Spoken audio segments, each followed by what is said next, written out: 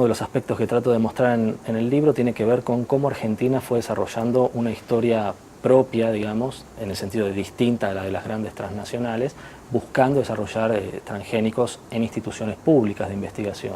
Entonces, en parte es porque hubo un grupo, digamos así, de pioneros, de investigadores, de centros públicos de investigación en Argentina que se formaron afuera, volvieron a retornaron al país a principios de los 80 y se pusieron a hacer transgénicos con vistas a obtener cultivos transgénicos distintos de los que producían las empresas, en particular para obtener unas papas resistentes a virus que pudieran ser utilizadas por los agricultores pequeños, digamos, en el país.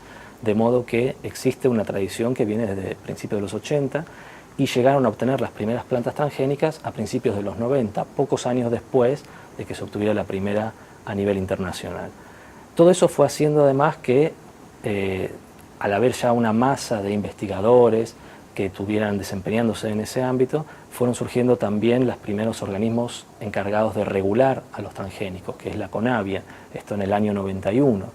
De modo que cuando las empresas transnacionales vienen a comercializar sus semillas transgénicas, ya había una cierta infraestructura aquí capaz de regular todo eso, ¿verdad? Entonces, en el año 94 la CONAVIA recibe las solicitudes de las compañías transnacionales y 2 años después lo aprueba y salen al mercado. Entonces, en el año 96 Argentina comienza a comercializar esas semillas básicamente al mismo tiempo que comienza en Estados Unidos, ¿no?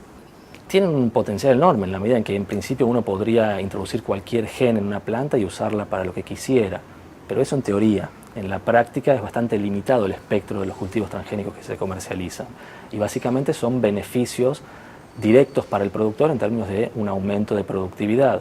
Hay un montón de otras alternativas que tienen que ver con beneficios para el consumidor, es decir, hacer más nutritivo, por ejemplo, los productos del cultivo, o transformar a la planta misma en una especie de fábrica para producir materiales y distintas cuestiones.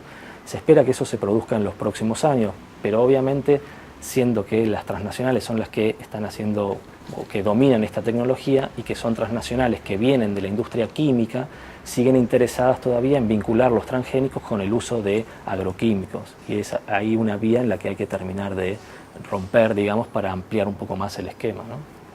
Las posibilidades están, el tema es que, por ejemplo, a estas grandes transnacionales les sirve vender la semilla y al mismo tiempo vender un herbicida, con lo cual hacer un negocio más redondo para ellas, ¿no?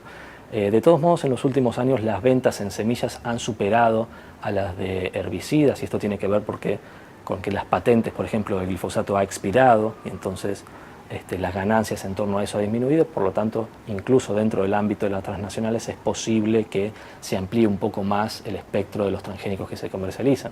Pero sin duda creo que el gran desafío tiene que ver con la posibilidad de introducir otro tipo de actores, otro tipo de empresas locales o de centros públicos de investigación que sí tienen una gama más amplia de transgénicos posibles que llevar al mercado. Como decía, digamos, una cosa es la soja y otra los transgénicos, ¿no? Porque otro cuestionamiento que se le puede hacer a los transgénicos tiene que ver con la práctica de monocultivo o con la expansión de la frontera agrícola, todas cuestiones que también merecen una atención, pero que hay que tratar de separar de los transgénicos, digamos, no es estrictamente lo mismo. Por ejemplo, la expansión de la frontera agrícola tiene que ver con la alta rentabilidad, obviamente, que presenta la soja, pero eso también se regula y se puede regular estableciendo zonas en las que no se puede cultivar, etcétera, ¿verdad? La práctica de monocultivo también, en la medida en que la soja es tan rentable.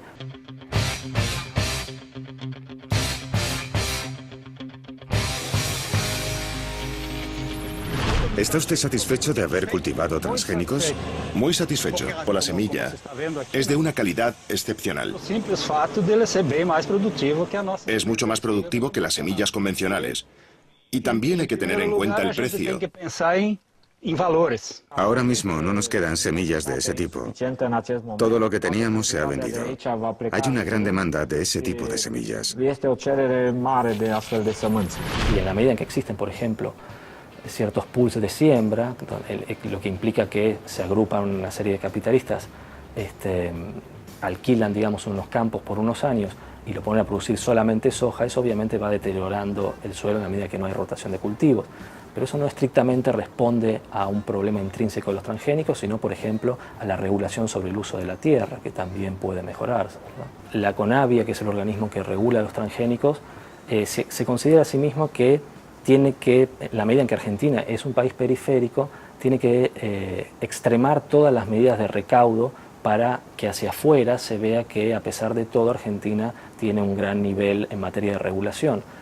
Pero esos niveles de exigencia que se autoimpone la CONAVIA terminan elevando la barrera de entrada, digamos, hacia la posibilidad de comercializar los transgénicos, de modo tal que solo las grandes transnacionales terminan pudiendo lidiar con esos mecanismos de regulación, y entonces se hace mucho más difícil, por ejemplo, para las instituciones públicas, llevar adelante todos los procesos de desregulación de los transgénicos para finalmente liberarlos. De modo que diría que el sistema de control de calidad está muy bien, pero sigue quedando vacante un organismo público que propicie y planifique todos los eslabones necesarios para que los desarrollos que existen en el país de actores locales finalmente lleguen al mercado.